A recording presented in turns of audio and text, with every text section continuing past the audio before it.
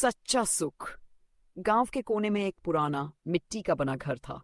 उसमें रहने वाले थे 65 साल की अम्मा, जिनका असली नाम था सुगना देवी, और उनके 86 साल के बाबा, जिन्हें सब प्यार से रामदीन काका बुलाते थे। अम्मा और बाबा की कोई संतान नहीं थी। पूरी जिंदगी उन्होंने मेहनत करके गुजारी थी, खेतों में काम किया, दूसरों के घर चौका बर्तन किया, लेकिन अब उम्र टल चुकी थी।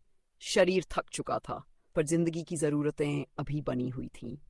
उनके पास ना कोई पेंशन थी, ना कोई सहारा। संघर्ष की कहानी। एक दिन बाबा की तबीयत बहुत बिगड़ गई। डॉक्टर ने कहा, इनका इलाज शहर में कराना होगा, वरना खतरा बढ़ सकता है। लेकिन अम्मा के पास पैसे कहाँ थे? उनके पास बस कुछ पुराने गहने थे, जो शादी के समय मायके से मिले थे। अम्मा ने बिना सोचे समझे वो गहने निकालकर सुनार को बेच दिए। गांव की औरतें कहने लगीं, अरे, बुढ़ापे में गहने बेचकर क्या करोगी?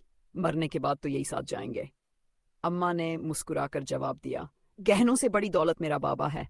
अगर उसकी जान बचानी हो तो ये गहने क्या, मैं खुद को भी बेच दूं। शहर जाकर उन्होंने बाबा का इलाज कराया। कुछ दिनों में बाबा की तबीयत ठीक हो गई, लेकिन अब अम्मा के पास कोई बचत नहीं थी। सबसे बड़ा सहारा। अम्मा को पता था कि भीख मांगना हल नहीं है, काम ही असली सहारा है। लेकिन इस उम्र में कौन काम देगा? उन्होंने गांव के मंदिर के पास बैठकर छोटी मोटी चीजें बेचनी शुरू कर दी। मूंगफली, चूड़ियां, बिंदी, अगरबत्ती। गांव के कुछ लोग हंसते थे, इस उम्र में ये सब करने की क्या जरूरत? आराम से बैठो। अम्मा मुस्कुरा देती और कहती, काम करने वाला हाथ कभी गरीब नहीं होता, और मेहनत करने वाला दिल कभी कमजोर नहीं होता। धीरे धीरे लोग उनकी इज्जत करने लगे। उनकी ईमानदारी और हिम्मत देखकर गांव के एक व्यापारी ने उन्हें एक छोटी दुकान लगाने में मदद कर दी। अब अम्मा और बाबा दोनों खुश थे।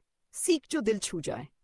एक दिन गांव की वही औरतें जो पहले ताने मारती थी, अम्मा के पास आईं और बोली, तू सही कहती थी सुगना, असली गहने ये हाथ हैं जो मेहनत करते हैं।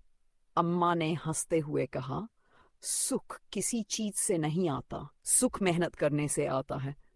दूसरों पर निर्भर रहोगे तो दुख ही मिलेगा, पर अपने दम पर खड़े रहोगे तो सारा गांव भी तुम्हारा साथ देगा।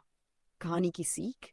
मेहनत से बड़ा कोई गहना नहीं। सच्चा सुख कभी भी अपने हालातों के